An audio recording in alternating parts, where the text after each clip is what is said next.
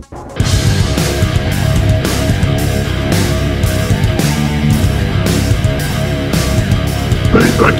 à tous, Sébastien, vous êtes sur la chaîne Et la Glisse. On est jeudi, enfin presque vendredi, et on se retrouve pour votre nouveau numéro de Paye ta quiche. Vous êtes prêts? C'est parti. Bon ouais, donc je suis un petit peu à la bourre au niveau timing. En fait, je pars demain à Los Angeles et la côte ouest des États-Unis pour un mois.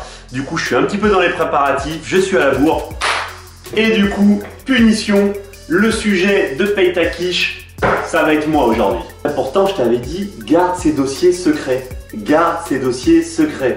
Et bah ouais, je partage avec vous mes débuts en foil et mes chutes au départ au planning. J'en ai pris une bonne dose pendant la première demi-heure, je vous garantis que ça pique. Parce que mine de rien, au bout d'un moment, on monte assez haut au-dessus de la surface de l'eau et quand on tombe, ça fait bien mal.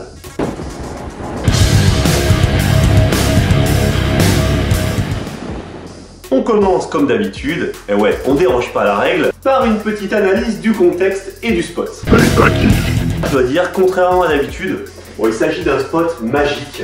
Je pense qu'il s'agit du spot de Villeneuve-les-Maglones. Vraiment le paradis sur terre.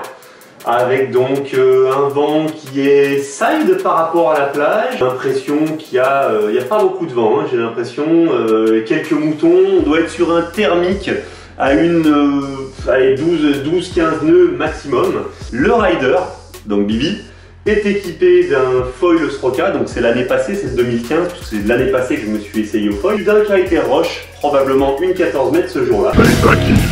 Bon, même si le mec est super fort, il semblerait que bon, malheureusement il prenne une quiche. On étudie pourquoi, c'est parti, analyse. Première chose, c'est quoi cette position de crapaud? Déjà, première grosse erreur, on voit très bien que j'ai le cul en arrière, que je n'ai donc pas le centre de gravité au-dessus de la planche et que je ne peux donc pas contrôler ce qui se passe.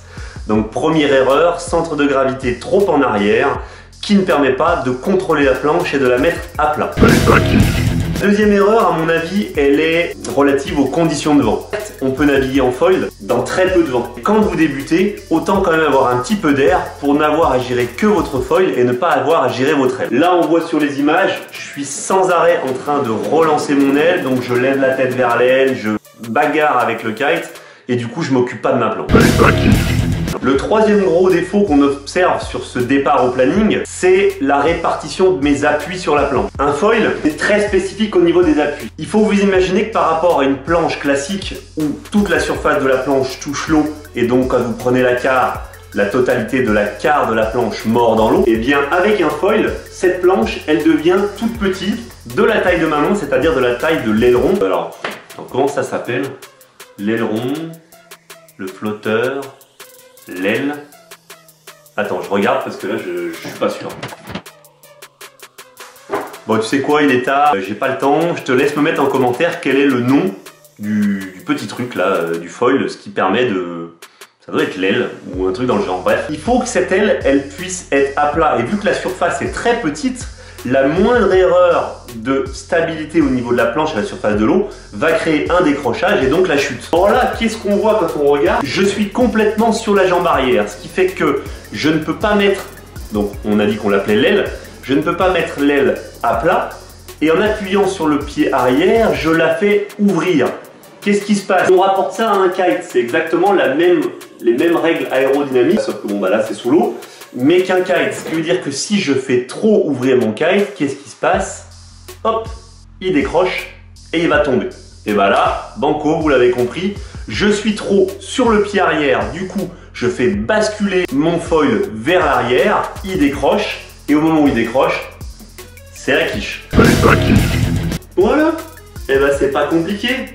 Bon, je vous rassure, au bout d'une demi-heure, c'était réglé. Ouais, c'est bon. Oh putain, ouais, maintenant là...